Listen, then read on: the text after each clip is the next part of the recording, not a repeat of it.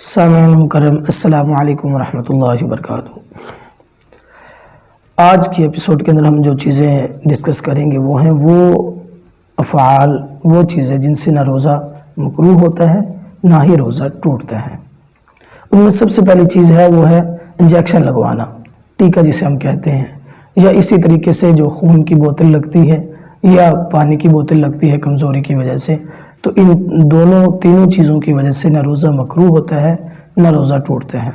اس کے بعد جو چیز ہے وہ ہے منہ کی تری۔ ہم کلی کرنے کے بعد منہ میں ایک تھوڑی سی تری رہ جاتی ہے، اگر وہ حلق سے نیچے اتر جائے لعاب کے ساتھ مل کر اور لعاب سے کم ہو تو اس صورت میں بھی نہ روزہ ٹوٹتا ہے نہ مکروہ ہوتا ہے۔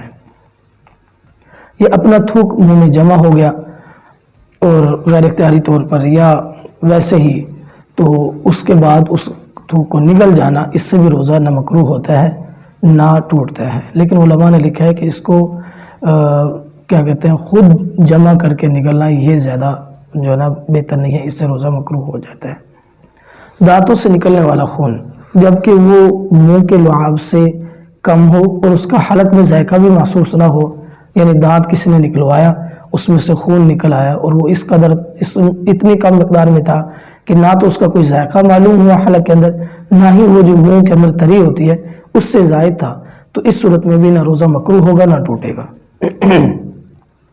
چوٹ وغیرہ کے سبب سے جسم سے خون نکلنا یا مرگی کا دورہ پڑ جانا یا اسی طریقے سے کسی زہریلی چیز کا کاٹ جانا، ان صورتوں میں بھی نہ روزہ مکروہ ہوتا ہے نہ ٹوٹتا ہے۔ اس کے بعد حلق میں بے اختیار،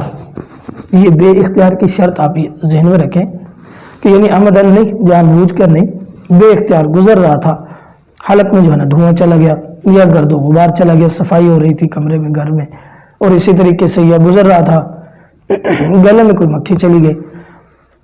تو اس صورت کے اندر بھی روزہ نہ ٹوٹتا ہے نہ مکروہ ہوتا ہے۔ اسی طریقے سے بھول کر کھا پی لینا، گھر کے اندر عادتاً جس طرح رمضان سے پہلے عادت ہوتی ہے کولر سے پانی لے کے پینے کی، گھر میں کولر پڑا تھا، کسی آدمی نے گلاس بھر اور پی گیا اور اسے روزہ یاد نہیں تھا، تو اس صورت میں بھی اس کا نہ روزہ مکروہ ہوتا ہے نہ ٹوٹتا ہے۔ اس کے بعد یہ ہے کہ سوتے ہوئے احتلام ہو جانا، آدمی سوتا ہے رمضان مبارک کے اندر تو سوتے ہی جو ہے نا کیا کہتے ہیں اس کو احتلام ہو گیا، اب اس کے اوپر غسل فرض ہو گیا، تو اس صورت میں بھی غسل وہ کرے گا لیکن اس کا نہ روزہ ٹوٹے گا نہ روزہ مکروہ ہوگا۔ آنکھوں میں دوا ڈالنا اور اسی طریقے سے کان میں دوا کا ڈالنا یا سرما ڈالنا آنکھوں کے اندر، اس سے بھی روزہ مکروہ نہیں ہوتا۔ اور اسی طریقے سے کہہ آ جانا خود بخود،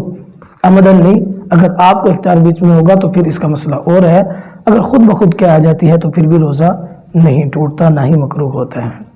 سر اور بدن پر تیل لگانا، کسی نے مالش کروائی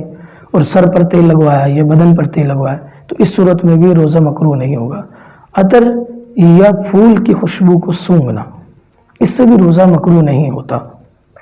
یعنی کوئی آدمی آپ کے پاس پھول تحفے کے طور پر لے کر آئے، یہ عطر آپ لگاتے ہیں، اس کی مسلسل خوشبو ناک میں جا رہی ہے آپ کو، یعنی آ رہی ہے، تو اس صورت میں بھی نہ روزہ مکروہ ہوتا ہے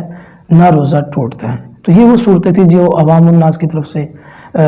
کثیر جو ہے نا یہ مقدار میں پوچھی جاتی ہیں، تو ان چیزوں کو ذہن میں رکھیں، اس سے نہ روزہ ٹوٹے گا نہ روزہ مکروہ ہوگا۔